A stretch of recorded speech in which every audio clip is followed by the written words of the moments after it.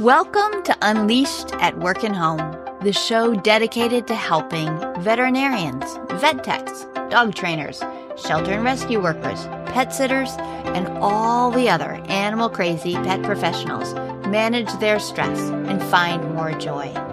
I'm your host, Colleen Pilar, and I'm thrilled you're here with us today. Make sure you hit the subscribe button on your favorite app so that you won't miss a single episode. This episode is brought to you by our free community, the Circle of Resilient and Thriving Pet Professionals. If you like the ideas shared here, then you're invited to continue the conversation with other lifelong learners in the community. You can find out more at colleenpilar.com. It's the perfect place for you to learn cool stuff, feel good, and take action to create the life you love. Come join us. Welcome back to Unleashed at Work and Home. My guest today is Tabitha Kucera, and she has all sorts of specialties. So I am going to let her introduce herself and what she does because she's pretty multifaceted in the work that she does. So welcome, Tabitha. Thank you so much for having me. And just a little bit about me. So I am a registered veterinary technician that is specialized in behavior. So I have my VTS. And then I'm a certified cat behavior consultant, Karen Pryor Academy, certified training partner. And I have the pleasure of owning a cat and dog behavior consulting business called Chirrups and Chatter, where I do virtual consults all around the world, but also, of course, in persons to help animals and their caregivers. But then I also have the pleasure of doing organizational consulting. So I work with a lot of veterinary clinics and shelters to implement behavior programs, better understand behavior, implement compassionate handling, fear-free handling, all that lovely stuff, which is my jam. And then I also work with fear-free on multiple levels. I'm a fear-free practice certification and implementation consultant. Whoa, is that a mouthful? Indeed. So essentially, and I was thinking, people are thinking, wow, Colleen didn't even care enough to do the bio. And I was like, no, let her say it because there's a lot there. It's a mouthful. So essentially, I love behavior and I love medicine. Physical health is mental health, as this podcast is very well aware of. Mm-hmm. And I get to work with all types of organizations. And I still work with in GP occasionally as well, which is general practice. I realize I use a lot of acronyms and I need to stop doing that because not everyone is aware of them. But yeah, I love behavior. I have tons of free resources. I make content. We all know how it is living in this world. When we're passionate, we tend to overextend ourselves, but I wouldn't have it any other way. Yeah. I think the specialty that you have as a registered behavior technician is interesting because a lot of people don't know that there are a variety of specialties that, there can be specialties, advanced training in various things. So could you just tell a little bit about what yours is, the behavior one, and, how many different kinds of programs you know of that there are for specialties? Yeah. So vet techs are amazing. Similar to human medicine, there's some issues in our field as far as there's some power dynamics and some issues where veterinary technicians aren't appropriately represented. In many states, we don't even have title protection. There's some pretty severe issues that many of us are working towards, just basic understanding of what we do. And then additionally, there is something called VTSs, which is veterinary technician specialist. And as you mentioned, there's a variety of areas where we can specialize. Mine is behavior, but there's emergency and critical care. There is canine and feline, GP. There's nutrition. I mean, tons, because medical includes a lot. And essentially similar to how a veterinarian becomes board certified, which is a very humongous challenge. Mm-hmm. It's somewhat similar to that. So for example, I'm going to speak on my own behalf, of course, but generally a VTS takes 3 to 5 years. Mine took 4 to 5 because I did mine in general practice, and you can too. It is a lot more challenging, but instead of working maybe 4 VB, which is also amazing, it's just, as you can imagine, there's a lot more challenges in GP because you have to obtain over 3,000 hours of preventative and treatment. So treatment is once there's a diagnosis, and I am working with the vet because, of course, the vet does the diagnosis. And then we do the behavior mod and all that lovely stuff. And then prevention is like what I was doing every day in GP, which is kind of what got me into behavior besides handling, was, hey, my kitten's scratching things. I want to declaw them. We're going to send Tabitha in there. Or my cat's house soiling, or my dog is chewing my shoes, all that lovely stuff. Also puppy kitten socialization, because in a perfect world, we're doing like preventative. So there's a lot of hours that need to be obtained. And then also there's a skill list. I am trying to remember because it was traumatic. But I feel like, and we've recently updated some of the qualifications that are needed because we are trying to adapt and change as the years go on. But I think there were 65 skills on my skill list, and you have a person that has to monitor and assess that you did those. And like an example would be like CSDS to muzzle training, or you also have to work with 3 different species. So I did cat, dog, and goat. But again, so you have to know multiple species. You have to show hands-on. Also, this is the behavior one where you have to do this, which I understand. You also have to submit videos of you training specific things that are picked at random from start to finish. In some cases, I also had to share a video of me coaching a client. So it's a very in-depth process along with 50 case studies. I had to write a peer-reviewed article. I needed like a very large amount of CE, which is my jam anyways. So it's a pretty in-depth process, which is probably why there's less than 31 in the entire world right now of VTSs and behavior. And as you can imagine, I did not know there were fewer than 30. I think I'm lucky enough to know several of them that I just sort of assumed it was more common. Wow. We're trying to make it more common, but also, understandably, you can also just be really into behavior, making awesome changes at your practice. And I completely understand if you do not choose to go down the VTS path.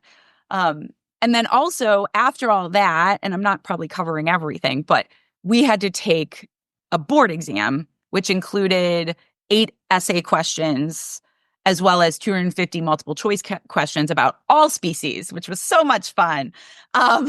Horses, birds, cats, dogs. So as you can imagine, it was a pretty in-depth process. And it's there's not really a structure. Like, it isn't like college. So it's a lot of self-motivation and finding mentors to the best of your ability, because I had some challenges in my first few years doing that. And now I have so many amazing ones, but it's probably why I'm a sucker for providing mentorship to as many people as possible, because it was really even more challenging. And I didn't have that support for a while. I still did it. And I always joke, I love my persistent and stubborn attitude, because I will get it done. And I did. So yeah, that's a little bit about it. But there's other VTSs, and I know a lot about behavior drugs as well, right? So it's kind of the whole process. And I don't think people recognize how helpful, because there's limited veterinary behaviorists as well. Yeah. So I don't think people understand how much we are beneficial. And I know a lot of training professionals who aren't aware of us, which really hurts my heart, because I can do, I do a lot of peer-to-peer consulting, especially when it comes to medical and behavior cases, which honestly is every case I work, I feel. It can be really helpful to discuss that with colleagues. Also, many of us have our own businesses because of our level of education and experience, and we have tons of free resources, and we are all about helping people implement behavior into practice, whether it's a shelter or a vet clinic, or helping caregivers better understand their animals. So I feel like we're a resource that is definitely underutilized and misunderstood, as well as other VTSs, because, whoa, it blows my mind. So thank you for letting me mention that, because I do think it's really important to get the word out there, and also to empower and coach people who want to do it, because sometimes, due to the fact that vet techs have so many struggles, even just basic title protection, I understand why some techs, even if they're really passionate, may get sidetracked and say, why they don't even care about me being a tech in my field. Why would I work this hard. And that's where that stubborn and persistence comes in. But also I want to elevate and empower vet techs because, there are some pretty significant struggles in our field that has been going on for quite a long time, which is kind of hard to think about. But we've made a lot of progress, and there's so many amazing veterinarians, assistants, vet techs. As a field, we are growing and improving, and I'm positive about the future. Yeah, and absolutely necessary to the future. Like 100. veterinarians need vet techs, and I lost my dog Colby in December, and it was terrible. And I had quite a few conversations with a particular vet tech at the practice where she was receiving her care. I loved the vet. The vet was awesome. But I also shout out to Abby, the vet tech. She was great. And and the others were as well. But, I had more in-depth connection with this one particular person. And it's such a piece of the whole pie, but it is a piece that's often under-recognized. And I was told recently that we've all heard the statistics about veterinarians and suicide and how huge of an issue that is. But one of the concerns is that many of our other pet professional fields aren't actually even tracked because the Department of Labor statistics doesn't really even look at, dog trainers and groomers and pet sitters and vet techs in many, many, many states. And so we are not seeing these professions as professions on a cultural level. Right. And so even within our field, often people don't know that there are vet techs who've gone to this level of training that you've said, so it's not just, when I was 16, I volunteered at my local animal hospital, and they told me when I was 18, maybe I could be hired. And that was sort of the path that I had seen to becoming a vet tech, not that there was training or education involved, because in that time and in that area, there wasn't. But that's still the case some places, and not other cases. People don't know that. Many people don't. I mean, lots of people listening do, but in their state, in their area, maybe not. And that really affects not only obviously us and our quality of life, but also it also explains a lot of some of the miseducation and misinformation that caregivers are getting, not only about behavior, but medical care, especially with the rise of social media, whether it's good or bad. Unfortunately, it's hard, even though I create tons of content that I put a lot of thought into and take it very responsibly, what I'm putting out in the world. But I know I'm the rarer of that person that creates content. And I don't mean that in a negative way. I'm just being really honest.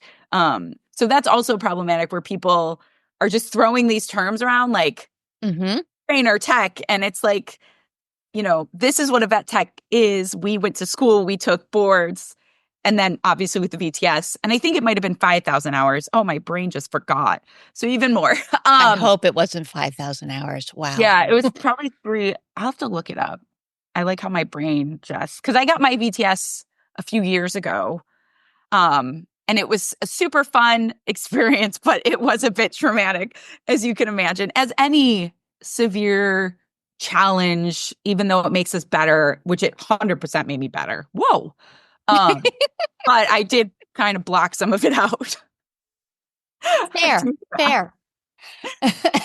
So one question I always like to ask people is like, when you were little, what did you think you were going to do with your life? Because odds are 10-year-old Tabitha was not listing off all of the things that you have listed off for us here. So what did she think her life was going to be? It's really interesting. So I grew up classic, right? I grew up with tons of animals. I grew up in a lower income area.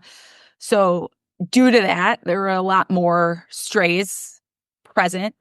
And me and my siblings love animals, and my mom did. So we had a lot of animals, and we took care of a lot of animals. So my learning history as a younger child, my perception of what animals are and were was already like their family.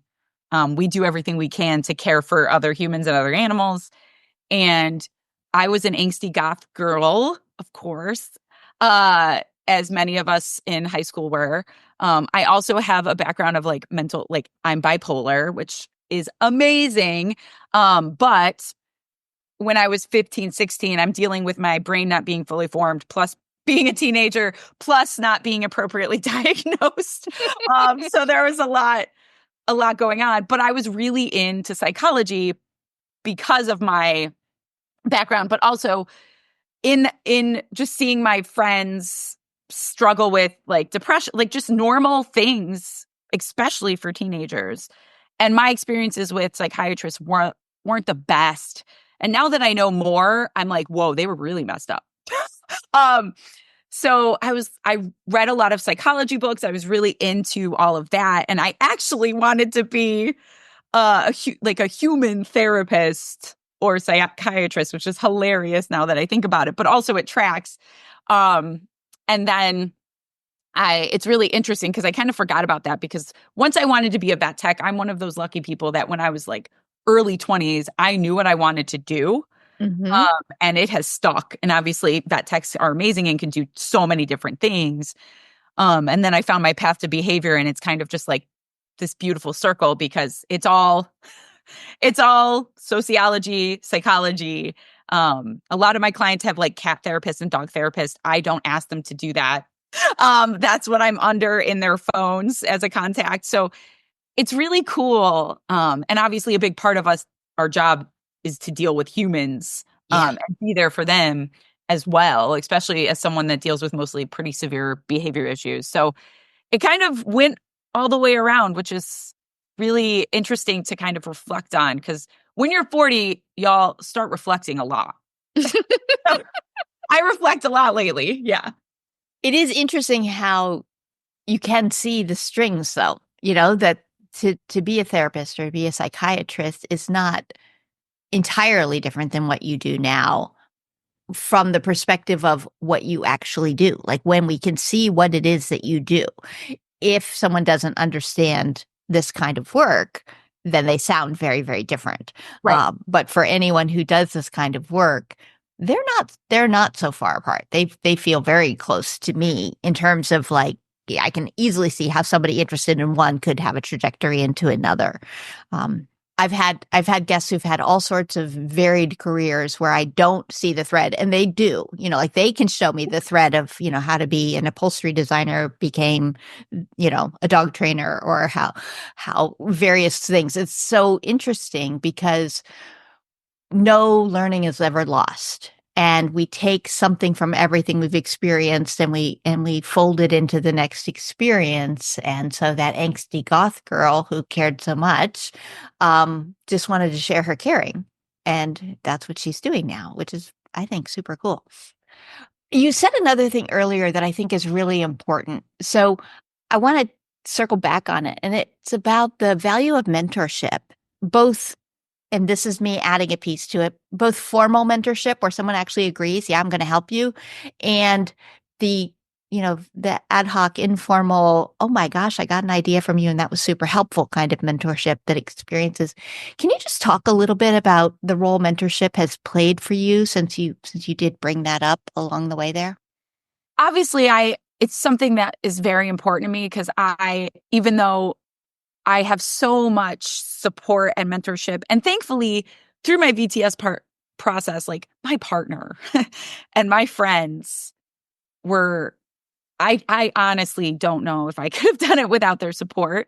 But that's a little different than mentorship, right? So, I think mentorship, and it's something that I still, when I think about, I get a little upset because I remember how much I struggled and how much especially in general practice for a self-learning process, it could feel impossible. And I completely understand and recognize that. And then also, similar to any field, like there's toxicity. It's very common in, animal welfare and vet med, I'm learning animal behavior too. But anyways, fun. But unfortunately, this concept, and obviously we know that's coming from insecurities, burnout, like now that we understand more, but I'm not justifying those things. That's the other side. So you in turn feel alone. Like it's just a vicious circle. So to me, mentorship is very important. And thankfully, it's being talked about more often, especially in vet med, not animal welfare, which is a bummer. But in vet med, we're talking about it a lot more. And for example, I had a friend, I worked at a clinic she was an assistant and she was planning on being a vet, and she's an amazing vet. And we're still friends. And she said when she was looking for a practice, she was very clear with her criteria. And she said, I want mentorship, which you need. Geez. And she defined what mentorship meant for her. And that was something, even as I was interviewing at general practices towards the end, I had a contract because I'm amazing. And also, I don't want to waste your time, and I don't want my time wasted. So I was very clear because I wanted my VTS and I need certain things. It benefits your hospital. So now at this point, I think people are making a point to seek mentorship. And because again, we're in demand, and all of you matter. So you can go, I wish I knew that like back then, because I would have. But that lack of mentorship, even for a few years, obviously I'm still pretty affected by that. And even it's something as simple as someone after one of my lectures being like, I'm really into behavior now, which makes me so happy.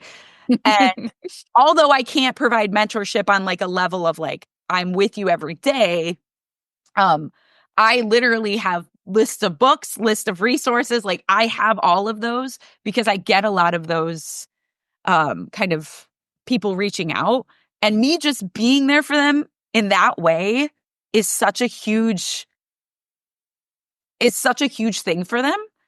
And I recognize that. So it could be something as like an actual mentorship, or even just being supportive and understanding what, especially as trainers, we get this, but we have to create an environment that's conducive to learning. And many vet practices and shelters are not those environments. Like I remember my hands used to they're going to get clammy now that I'm talking about it. My hands used to get it's a physiological response, crazy wet, so clammy at a clinic I worked at. But I remember, I distinctly remember like, and this animal was being euthanized, so they were really dehydrated. Veins are more difficult. I'm very skilled at placing IV catheters. And this was when I do everything in front of the client now, but I remember the vet saying, if you don't get this, and like literally, and I was like, and once I left that practice, because I went to dermatologist, my hands stopped sweating profusely. And again, now that I understand more about behavior, I'm like, oh my gosh. And so many of us are in those environments all the time. So it could just be something as simple as being like, hey, you got this. And if you don't get it, like, we got it, because I'm going to get it. But you saying that, or just being like, oh, yeah, I sometimes have challenges with that. Literally just being supportive, kind, and creating an environment. This is more for management that is conducive to learning, where we don't just have a staff meeting once a month where you tell us everything we did wrong, which is another very common thing. And then give us thankless thank yous. Like there's a joke, techs hate pizza parties, and there's a reason. They're very insulting. You work, 10 hours over you work 70 hours this week. You're exhausted. You make very little money. You aren't empowered as a technician to grow in your fields. Lots of issues. Here's a pizza party. And I'm vegan. They don't even have vegan pizza. So, I think, I kind of went on a tangent there, but I think mentorship can look a lot of different ways. And I think without it, I think it's what's contributing to a lot of our very serious problems. Because people are like, oh, techs don't blah, blah, blah, which is a myth. That's just social. Like there are techs. There aren't limited techs. Like there aren't limited vets. There's a lot of us. But a lot of us are leaving. A lot of like the things that are wrong are we've identified it, which like we say in behavior, that's the first thing. We're just not taking steps appropriately to address them. And I'm not saying it's not complex, but we know what's wrong. So Yeah. And it is complex, and the solutions will always be multifaceted, For sure. but all of the pieces that, like, every attempt to make things better counts, even if it can't fix everything. And so we all have to kind of look and see, like, what are the pieces I can do to make this a better learning environment? What are the pieces I can do to make people feel more connected, more safe, more secure, more willing to take a risk, more willing to ask a question, more willing to ask for, support or feedback or any of those things. And then also the bigger structural pieces of finances and how people are treated and how the businesses are run, and those are complex questions, 100%. Yeah. And also, we really need animal shelters and veterinary clinics, and we're going to need them in 30 years, and we're going to need them in 100 years. So let's not ruin them. Let's make them And better. then unfortunately, like, public perception is getting pretty problematic. Like, there's just a lot of pretty severe challenges that our field is dealing with right now. And unfortunately, I think a big contributing factor is social media. You think that would make it better. But it's very complex. And there's a lot of so many amazing things happening in my field. And I've seen the progress in both animal welfare and vet med. For sure. We also So have to be realists. Like, we have to be realistic and say, these are things we can improve on. And something I always say as someone that's really into handling and compassionate approaches to animals is there are always, capital always, steps we can take to prevent, manage, or decrease stress or fear. This goes for the humans that we work with as well. Like you mentioned, when it comes to implementing a new protocol, we're going to talk about it as a staff and decide what's best together, just including the staff, like listening. That little thing is a game changer. I mean, empowering your staff to take CE, it hurts my heart, but every practice I interviewed at didn't have CE allowance, and I need CE, which, I mean, I think many more fields should need that. I need CE to get because we have to re-certify every 2 years. In Ohio, It's different everywhere. And every practice I worked at didn't have that. And when I asked about it at the interview, they started implementing it. And that's where I also tell techs and vets, even if I choose not to work at that place, it's not personal. This is an interview. I'm getting better at interviewing, but I laid a seed that now will help other people. Mm-hmm. So advocating, all of us have learned helplessness. A lot of us do. And we're just like, this is the way it is, which I hear a lot. And I felt that way before. But the thing is, it isn't. And there are things you can do to make a difference. And if you're being told things like this is just the way it is, which I have been in pretty problematic situations, I stood up for myself and advocated in an appropriate and professional way. Mm-hmm. And sometimes that meant I'm not a good fit here. And I'm not saying everyone can get another job. I understand it's not that simple, but also I'm in high demand, and so are many of you. So actually, yeah, I that's something I've kind of changed. Like, we all have our like little sayings. So I don't love the word affirmations, so I say mantras. But one of mine that I started a long, long time ago was, "You need me. I don't need you." And I know that I'm like the most people-pleasing, bubbly person ever, but me saying that to myself helped me be in a place to be confident enough, because everyone can tell you you're great. All of you can relate to this. And you still feel like you suck. So I have to change my mentality about myself. And at this point in my career, and part of it was because of that mantra, even though I didn't believe it when I first started saying it, I am valuable. I am amazing at what I do. And I'm also amazing at knowing what I can't do and seeking help. I'm stoked about that. And I don't know everything, but I continue to learn.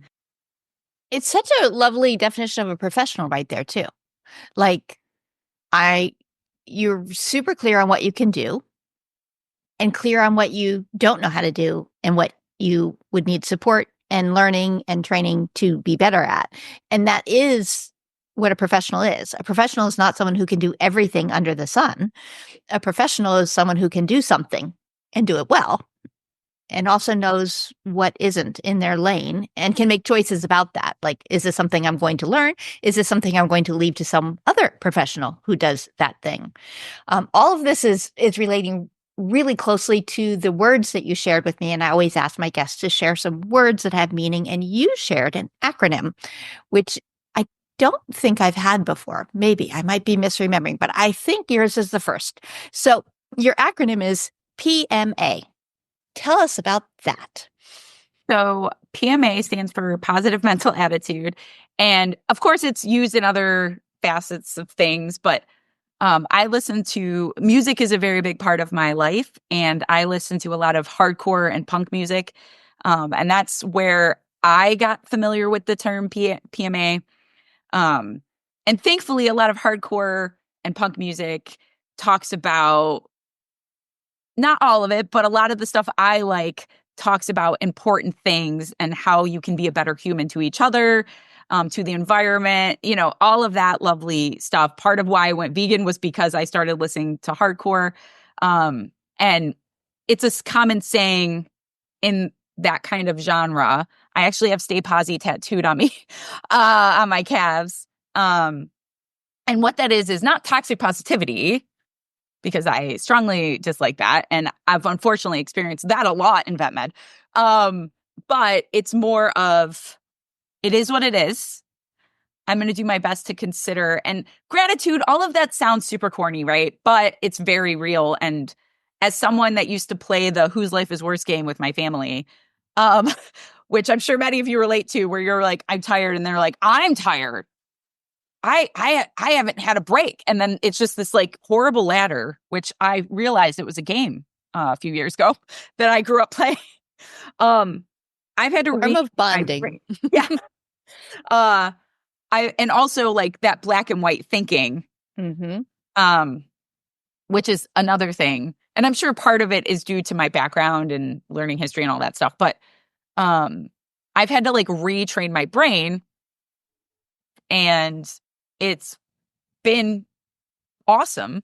But essentially, PMA, like there's always something that is positive. Like I'm really sick. I'm recovering from being sick. It freaking sucks. I haven't been able to run in a week and a half, which is kind of one of my outlets. But I'm like, this is the best I felt this morning. So I might, in my brain, I might be like, but I'm like, I know it sounds weird, but the other day I was like, I'm so stoked I can brush my teeth every day. It sounds like the strangest thing, but I was like, so many people can't brush. And these are just natural thoughts now in my head.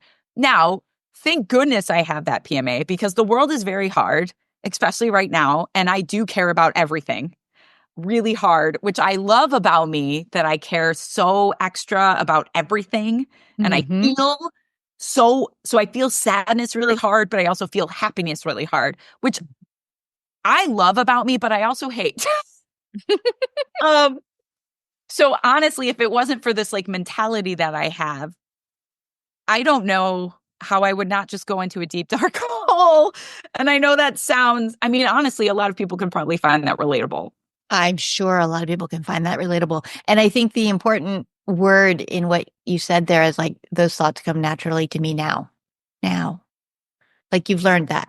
You've learned and reinforced this new way of feeling and being. And it isn't necessarily natural for how our brains are wired. Our brains are wired to notice what is bad. I'm sick. I feel terrible, whatever. And yes, all of that is true. And I'm so glad I can brush my teeth. That's also true. And to allow it to be good in the presence of the bad is the skill, the gift. And being able to recognize that, I imagine, is what gives you all of that ability to advocate for yourself and for others. Because as you said, there's always something that can be done. So it's very, very similar. At least in my mind, it's very, very similar. I think it all relates to this piece of like, what are we each putting our attention and energy toward? Because there's a lot of hard stuff. And we do need to give it attention. But if we give it attention at the exclusion of the good stuff, that's, I think, where the risk comes in. And when you're saying, like, you care about everything really hard, the good stuff and the bad stuff, okay. That can kind of give you the counterpoint of when the hard is hard, then you can love the good even more. And then when coming to terms, like realizing that that's something about me. And also, and I'm sure part of this is like my mental health journey, because understanding behavior has also been very beneficial for my own mental and physical health. But I think that oh wait, I got sidetracked. What were we talking about? This is where the sickness is coming in and my brain fog is hitting everybody. This is real life. I think what was I saying? I think you were kind of tying it to a self-rapport level, like that you can like yourself as you are. I'm very self-aware. Thank you. This is where the fatigue is coming in from me being sick. But I'm very self-aware, and I think coming black and white was such a thing for me for a very long time, and I'm still struggling with it, where literally this is the worst thing on earth to this is the best thing on earth, and that is not healthy for your sympathetic nervous system. So I'm still I'm a work in progress, but it's as we just all are. Being aware of that, and also not being ashamed of it, because I used to kind of like not like certain parts of myself, and now I'm like, I dig me. Like, I wouldn't want to not have this, even though it sucks sometimes, because also, like, if I was happy all the time, happy wouldn't be a thing. Like, you know what I mean? Like, there's a reason for all of these feelings. So I think it's for me personally, it's been really powerful and helpful, even in times of like, because I'm not perfect, and I am under a lot of anxiety lately for multiple reasons I'm sure many people can relate to. And I recently lost my cat. I have all my animals are super seniors, and we're managing a lot of medical issues. There's just a lot going on. But also I'm trying to be like, okay, also it's winter and I get bad seasonal depression. So going into this, I was like, okay, I'm aware that I'm not going to be able to be at my full productivity, but I'm also aware that my full productivity is more than most, and it's more than enough. So, but then I also have days where I'm like, oh, I want to do more. And my husband's like, stop. Like, girl, you did 3 lectures this week and you saw 5. Like, whoa. But my normal is a lot more than that. So also like learning to be like understanding and kind to myself. Like, girl, you are not going to be at 100%.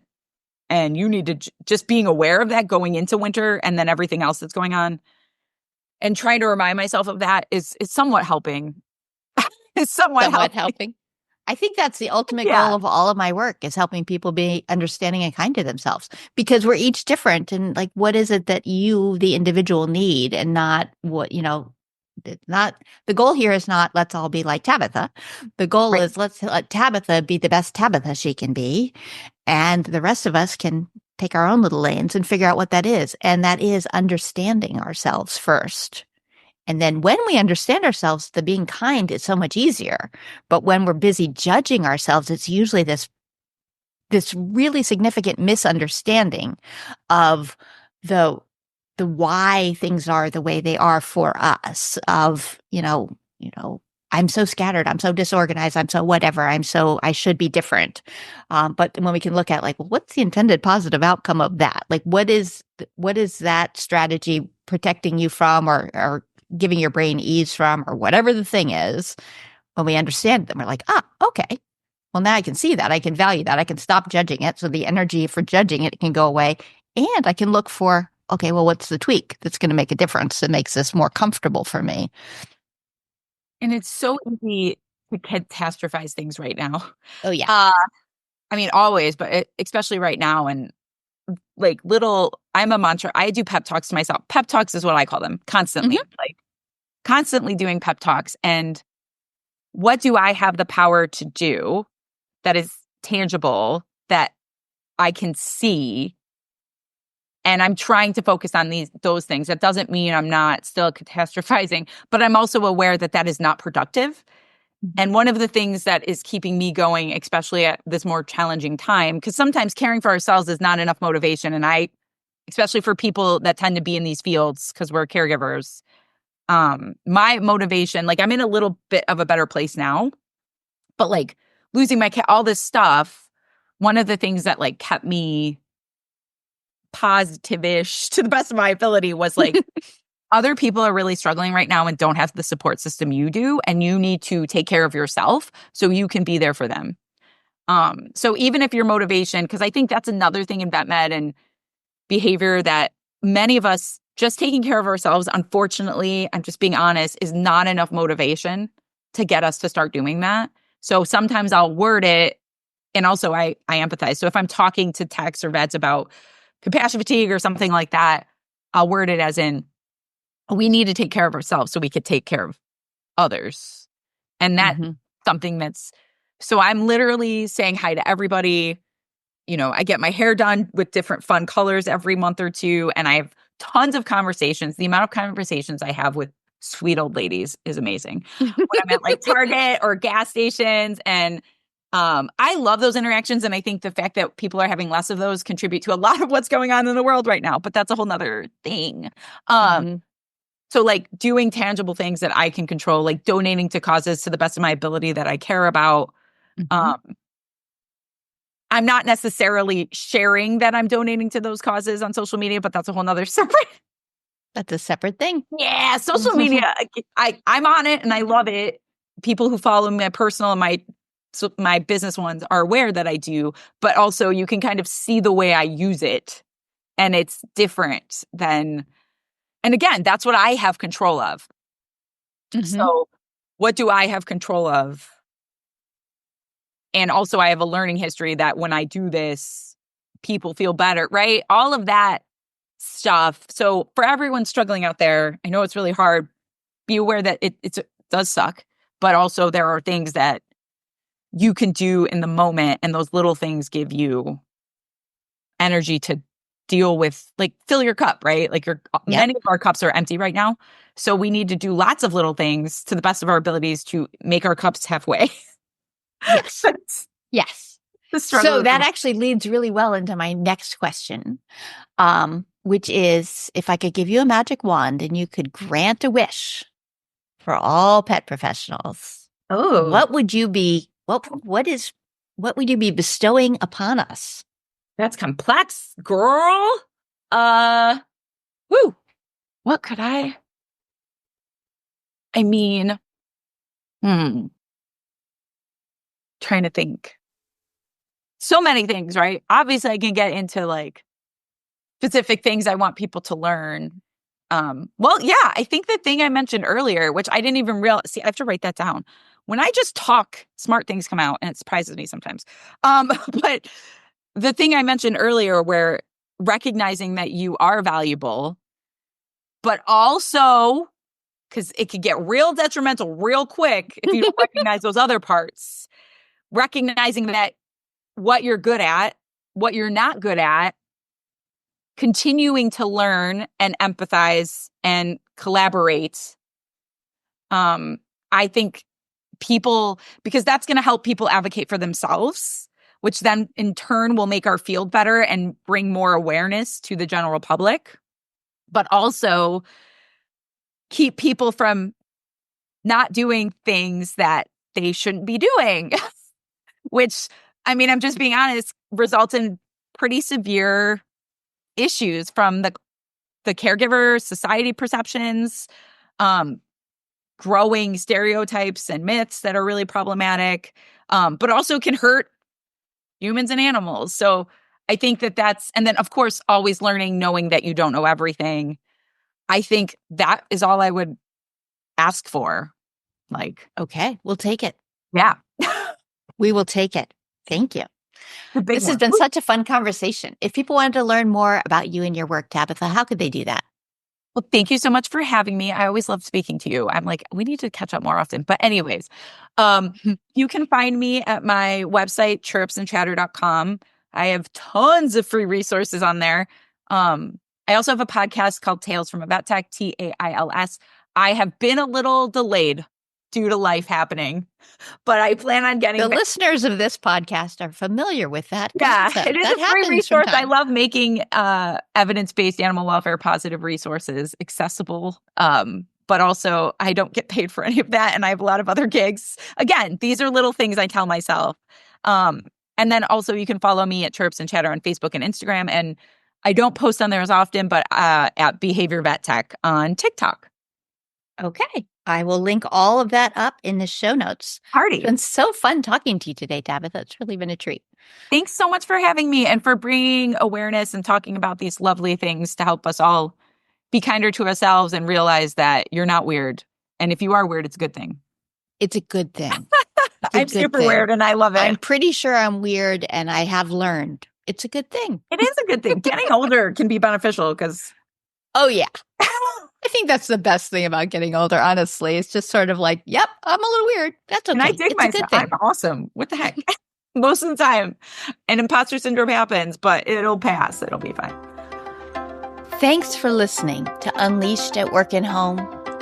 I invite you to come learn more at ColleenPilar.com, where you can be steady, be strong, and be long.